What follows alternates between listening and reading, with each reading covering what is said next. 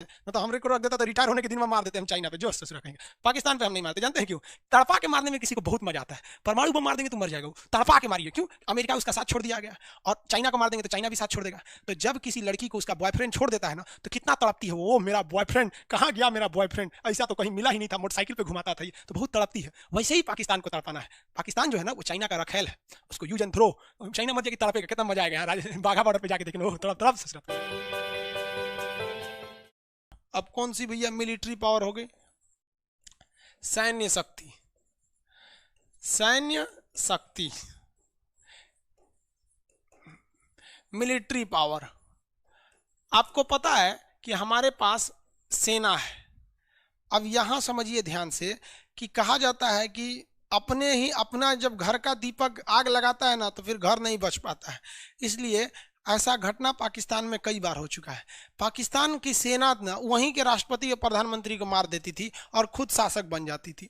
तो जब सेना ही अपने राजा को मार के शासक बन जाती है तो उसे कहा जाता है तानाशाह या फिर डिक्टेटरशिप। जैसे हिटलर वहाँ का राजा नहीं था, हिटलर वहाँ का कोई प्रधानमंत्री नहीं था, हिटलर सेना का था, वो जनरल था, मार के बन गया अपने। तो ऐसा हमारे देश में भी तो हो सकता है। पाकिस्तान में ये घटना 8 बार हुई है। बहुत भयानक होता है सेना का शासन।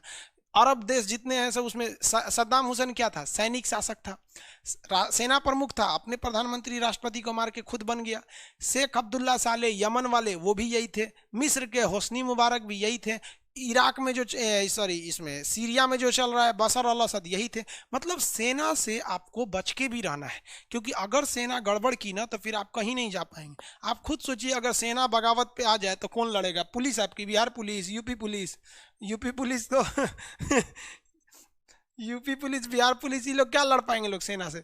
इसीलिए कहा गया, इन्होंने दिमाग लगाया भारतीय संविधान वालों ने, कहा कि एक काम करते हैं, सेना को ऐसा ना काम कर देते हैं कि सेना कभी विद्रोह ही नहीं कर पाएगी। तो देखिए कैसे कर दिया गया। एक बना दिया गया हम लोग ने आर्मी यानी थल सेना, एक बना दिया गया एयरफोर्स नौसेना वायुसेना, और एक बना दिया गया नेवी। नेवी यानी पहले क्या था हमारे यहाँ कि एक ही व्यक्ति के पास तीनों फौज होती थी। पाकिस्तान में आज भी एक ही के पास तीनों फौज होती है, अमेरिका में भी, चाइना में भी एक ही के पास तीनों फौज होती है। तो भारत में कहा गया नहीं, ऐसा नहीं है। अब ये तीनों का अलग अलग है। नेवी वाला ऑर्डर नहीं दे सकता है किसको? एयरफोर्स वाले को। एयरफोर्स वाला आर्मी को नहीं दे सकता है। तीनों क्या है? अलग अलग है। अब इन तीनों के ऊपर बना दिया गया हमारे यहाँ CDS, CDS, chief of defence staff Bipin Rawat ji हैं, चीफ ऑफ डिफेंस स्टाफ। यानी अगर आर्मी को कहना है कि भाई, सपोज कीजिए कि आर्मी को कहना है कि भाई हम दुश्मन से घिर चुके हैं, हम आगे नहीं बढ़ पा रहे हैं, हवाई जहाज से हमला कीजिए, तो आर्मी डायरेक्ट एयरफोर्स को नहीं कह सकती है। आर्मी बोलेगी CDS को, बिपिन रावत सर, इनका एक अलग ऑफिस है, इनका डिपार्टमेंट है, ये इनको बोलेगी, ये एयरफोर्स को बोलेंगे कहाँ हमला करना है यहाँ पे, ताकि सेना कभी विद्रोह नहीं कर पाए। और एक और चीज देखिए ध्यान से ये CDS जो है ना, ये CDS की बात को मानने के लिए ये कंपलसरी नहीं है। इनके पास अगर होगा तो मानेंगे, नहीं तो नहीं मानेंगे यहाँ पर। जबकि ये लोग अपने डिपार्टमेंट की बात को मानने के लिए एकदम कंपलसरी है। और इसके CDS के ऊपर होते हैं रक्षा मंत्री, रक्षा मंत्री यहाँ पर। यानी CDS भी अपने आप में बहुत कुछ नहीं है, इसके ऊपर रक्षा मंत्री है, और उसके ऊपर है राष्ट्रपति है। अब बताओ, हमारे देश में तो कभी विद्रोह ही नहीं होगा। मान के चलिए आर्मी विद्रोह कर रही है कि हम रहेंगे यहाँ पर, तो ये से राष्ट्रपति किसको कहेंगे? रक्षा मंत्री को। रक्षा मंत्री आदेश देंगे CDS को, CDS आदेश दे देगा एयरफोर्स को, मरो आर्मी को वहां पर। नेवी तो कभी विद्रोह नहीं करेगी, पानी में कभी विद्रोह करेगी? समझ में आएगी नहीं? तो भारत में कितना बढ़िया बेहतरीन किया गया। तो राष्ट्रपति की क्या है सैनिक शक्ति?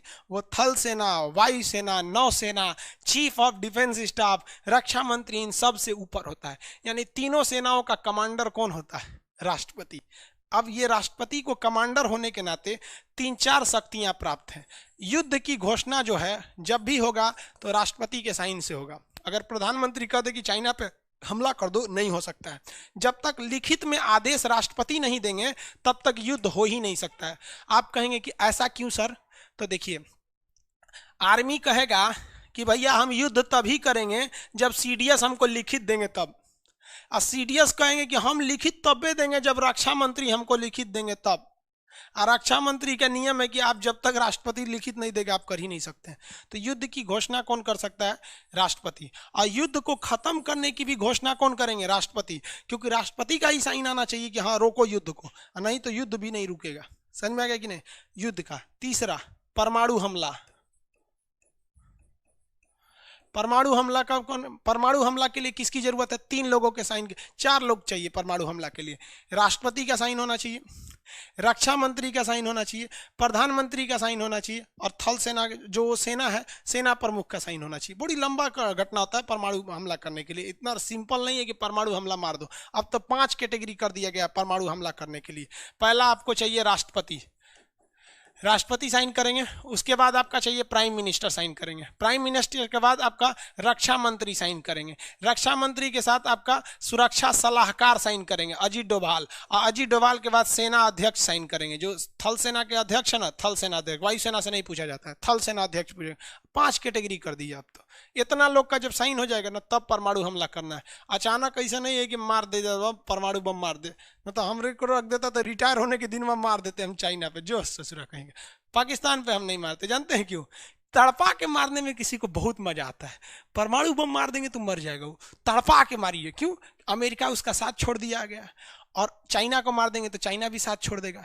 तो जब किसी लड़की को उसका बॉयफ्रेंड छोड़ देता है ना, तो कितना तड़पती है वो, मेरा बॉयफ्रेंड कहाँ गया, मेरा बॉयफ्रेंड, ऐसा तो कहीं मिला ही नहीं था, मोटरसाइकिल पे घुमाता था ये, तो बहुत तड़पती है। वैसे ही पाकिस्तान को तड़पाना है। पाकिस्तान जो है ना, वो चाइना का रखेल है, उसको यूज एंड थ्रो। चाइना मर जाएगी, तड़पेगा, कितना मजा आएगा यहाँ बाघा बॉर्डर पे जाके देखने, ओह तड़प तड़प ससुरा तुम यहाँ पे। ये समझ में आ गया? सैनिक शक्ति राष्ट्रपति की। तो ये राष्ट्रपति की सैनिक शक्तियां होती है। वो तीनों सेनाओं का क्या होता है? अध्यक्ष होता है। अध्यक्ष होने के नाते वो किसी से युद्ध की घोषणा कर सकता है, और युद्ध को खत्म करने की भी घोषणा वही करता है, और परमाणु हमले के भी आदेश दे सकते हैं। समझ में आ रहा है आप लोग को? आगे बढ़े, किसी को कोई दिक्कत नहीं?